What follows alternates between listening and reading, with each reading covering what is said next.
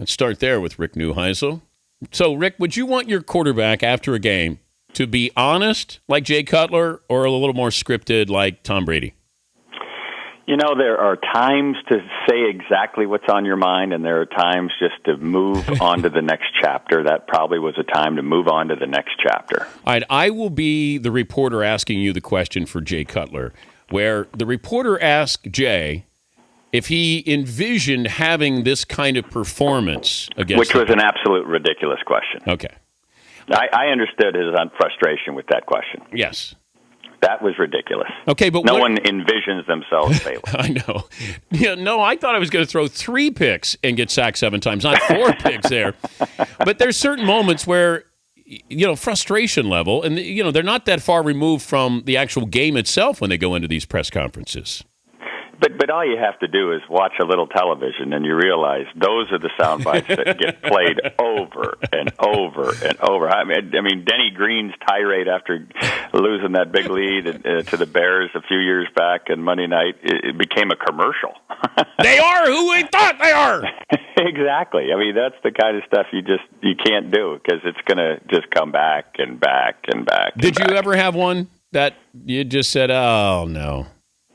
No, I'm probably. I'm trying to think back things that I have escaped my lips that I wanted back. Most of them probably to my wife, not to the reporters. But things you wish you didn't say. I mean, that's just. And when you're in that moment where you're up in front of microphones, you kind of got to go on autopilot and just kind of make sure you get through that, and then you can go back and be mad.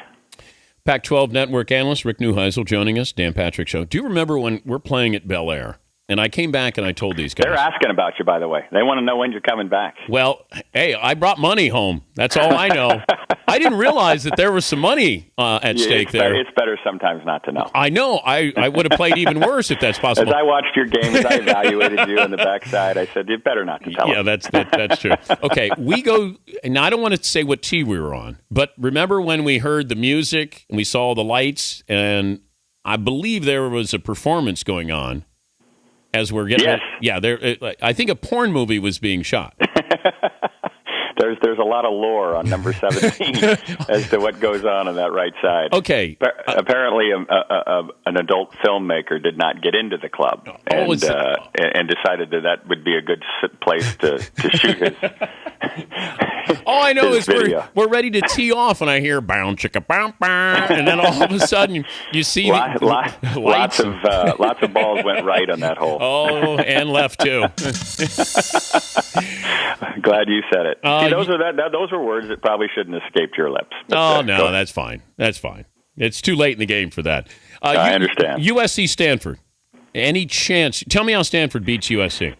Well, the way that they beat them back in 2007, where they drank the Jim Harbaugh Kool-Aid and they just believed that they were going to be mentally and physically tougher than USC. There was no way they were going to be more talented, and they hung around. I think they were like a 40-point underdog, and Mark Bradford catches a ball in the back of the end zone and wins the game. Mm-hmm. And from that time, they've won 4 or 5 over USC, and really, and obviously luck. Andrew Luck was a huge factor in a couple of those games. We all remember the "What's Your Deal" bowl, where Pete Carroll walks across and goes, "What are you doing going for 2?" And Jim Harbaugh running power, right down the Trojans' Who did you have more of a problem with, Jim Harbaugh when you coached against him, or Pete Carroll?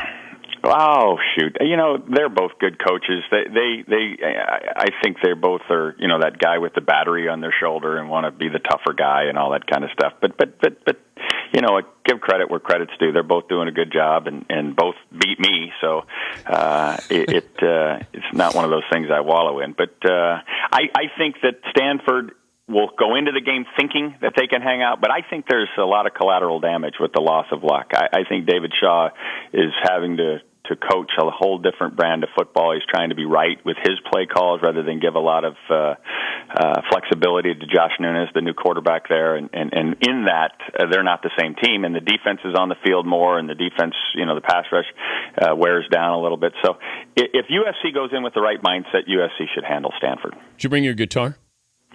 It's sitting right next to me, because all always at 7 a.m. on the West Coast is when concerts take place. They're setting up for a concert right here in Manhattan Beach. Well, right now. sometimes those concerts end at around 7:30 in the morning. Could you, Matt Barkley sang for us?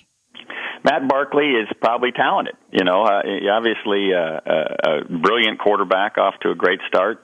10 touchdown passes in 2 weeks. Are those two receivers any good? Marquise Lee and Robert Woods. They're unbelievable. Well, they'll be playing on Sunday. Yeah, both will probably be top 10 to 15 picks. Do you want to maybe have a Matt Barkley, an ode to Matt Barkley here? Do you got a song that maybe you could dedicate to Matt Barkley? Well, when I was asked would I have the guitar ready, I was thinking about songs that would be appropriate for this kind of venue. Yeah. And over the summer, I was up in Idaho on a little trip, and we were playing songs. I can play like 30% of every song, and I know about 30% of the words of every song. Okay. And this girl says, "Do you know Bobby McGee?" And she was kind of the waitress at this function. I said, "I can play it. I don't know all the words." She goes, "I do," and she sang like she was channeling Janis Joplin. I mean, it was unbelievable.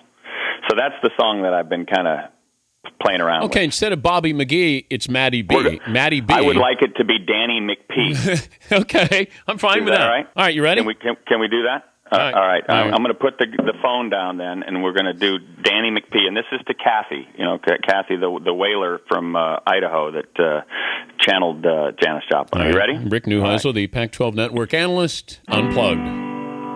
All right, hang in there with me, Dan. Okay, I'm right here. Busted flat in Baton Rouge, waiting on a train, feeling nearly faded as my jeans. Danny thumbed the diesel down just before it rained. He made it all the way to New Orleans. I pulled my harp out of my hole. Sing it with me, Dan. Dirty red bandana. I was blowing sad while Danny sang the blues. Windshield wipers keeping time while Danny clapped along. We sang every song that driver knew. Sing it with me, Danny. Bring it home, Ricky. Yeah, baby. Freedom's just another word for nothing left to lose. Nothing. You know it's nothing, Lord, but it's free. Go, baby. And feeling good was easy, Lord, when Danny sang the blues. Danny, that was good enough for me. Good enough for me and my Danny McPhee. That's all I got for you. Danny McPhee. If the analyst stuff doesn't, singing, right? if this Pac-12 thing doesn't work out, so you Did you go to break while we were singing? No. We weren't even on the air, Rick. Good. Yeah, we went to commercial break. I need that kind of shelter. Hey, it's good to visit with you again, and I owe you for golf. Thanks again. Pat Hayden wasn't available this morning, huh? No, he's coming up next hour. Okay. Yeah. Okay. Yeah. More of the prime time. Yeah, I let him sleep in. I'll talk to Hayden. Where the ratings spike. Clay Matthews next hour. If you do you have a message for Clay Matthews? He looked good last night, and glad I'm not coaching against him anymore. Thank you, Rick. You looked good in the Olympics. Hey, well, thanks. That was a nice set you got. Much more than the lean-to you used for the old PGA gig. Yeah, I know. Yeah. I know. Yeah. I'm stepping up here. I'm hanging out with Al Michaels, man. Well, I didn't see you. I saw the set when Al was on. He okay. was more prime time. Oh, all right. Hey, good to visit with you again. Always a pleasure. Thank you, Rick. Rick Neuheisel.